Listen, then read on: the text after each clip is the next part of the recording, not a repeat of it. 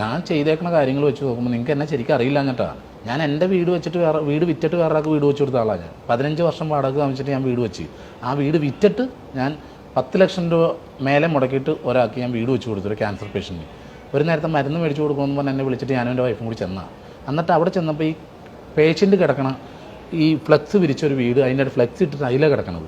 എൻ്റെ വൈഫിന് ഞാൻ നമുക്കൊരു കട്ടിൽ വാങ്ങിച്ചുകൊണ്ട് വരാമെന്ന് പറഞ്ഞു. അങ്ങനെ ഞങ്ങൾ കട്ടിൽ വാങ്ങിക്കാൻ വൈഫ് നമുക്കൊരു കുഞ്ഞു വീട് വെക്കാമെന്ന് പറഞ്ഞു. കാരണം 2 പെൺമക്കളാണ്, +1 +2 പഠിക്കുന്നത് മരട്ടിൽ ഇവിടെ തന്നെ.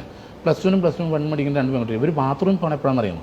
വെളുപ്പിന് 4 മണിക്ക് അല്ലെങ്കിൽ 3:30 എണീറ്റിട്ട് പറമ്പിൽ പോകണം. തിരിച്ച് പിന്നെ പോകണമെങ്കിൽ നൈറ്റ് എല്ലാവരും ഉറങ്ങുമ്പോൾ രാത്രി സ്ഥലത്ത് പോകണം. അപ്പോൾ വൈഫിൻ്റെ പറഞ്ഞു ചേട്ടാ നമുക്കൊരു കുഞ്ഞ് വീട് വെച്ച് കൊടുക്കാമെന്ന് പറഞ്ഞു. അങ്ങനെ വീട് വെച്ച് കൊടുക്കാമെന്ന് പറഞ്ഞപ്പോഴത്തേക്ക് ഞാനത് പറഞ്ഞാൽ നമുക്ക് വെച്ച് കൊടുക്കാമെന്ന് പറഞ്ഞു. അപ്പോൾ അടുത്ത വീട്ടുകാരൊക്കെ വന്ന് ആൾക്കാരൊക്കെ വന്ന് നമുക്ക് എല്ലാവർക്കും കൂടി സഹകരിച്ച് വലിയ വീട് വെച്ച് കൊടുക്കുക. പിന്നെ ഒരു കല്ലെടുക്കാൻ ഒരാൾ വെച്ചിട്ടുണ്ടാവും, ഈ പിന്നെ ലേബർ ചാർജ് കൊടുക്കേണ്ടി വരില്ല എന്നൊക്കെ പറഞ്ഞ്. ഫസ്റ്റ് കല്ലിട്ടെന്ന് എല്ലാവരും വന്നാൽ പിന്നെ ആരും വന്നില്ല.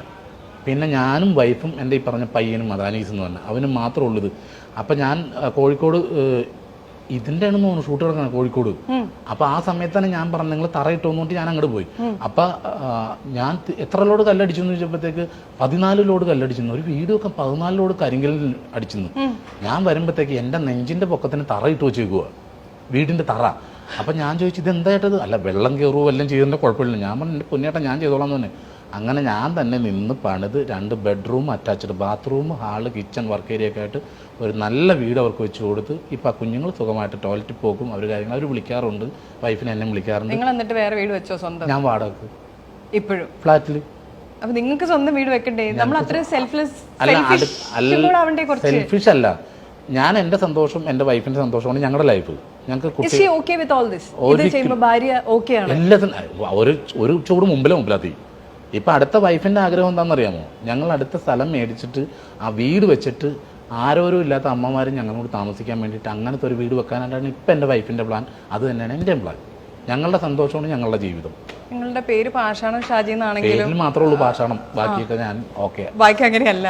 ഇനി ചേട്ടൻ്റെ തന്നെ ഞാൻ ഒരിക്കൽ ഒരു പത്രവാർത്തയിൽ കണ്ടിട്ടുണ്ട്, പോലീസിനെ കണ്ടാൽ ഞാൻ പണ്ട് ഓടി ഒളിക്കുമായിരുന്നു, അല്ലെങ്കിൽ ഞാൻ പോലീസിലായിരുന്നു എന്നൊക്കെ പറഞ്ഞത് വെറുതെ ഒരു ഇതിനു വേണ്ടി പറഞ്ഞതാണോ അതോ? ഇല്ല, ഞാൻ സെലക്ഷനൊക്കെ പോയിട്ട് എനിക്ക് സെലക്ഷനൊക്കെ കിട്ടിയതാണ്. പക്ഷെ അപ്പോഴും നമുക്ക് മിമിക്രി അല്ലേ ഉള്ളിൽ കിടക്കണത്.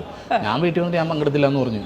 ഹിൽ പാലസിൽ ഞാൻ പോയി, എന്നെ കയറൊക്കെ ഇവിടെ തോന്നണം, എന്നെ കയറ് പൊക്കത്തിന് കയറിട്ട് അതിൻ്റെ ഇവിടെ കൂടിയാണ് പോണ കയറ്.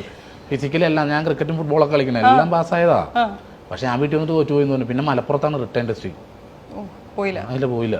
പക്ഷേ ഒരു ഫോട്ടോ കണ്ടിട്ട് പലരും ഇത് പാഷാണം ഷാജി അല്ലേ എന്ന് ചോദിക്കുന്ന ഒരു സാഹചര്യം. ഇത് പുള്ളിയുടെ ഡൂപ്പല്ല കേട്ടോ ഞാൻ. എൻ്റെ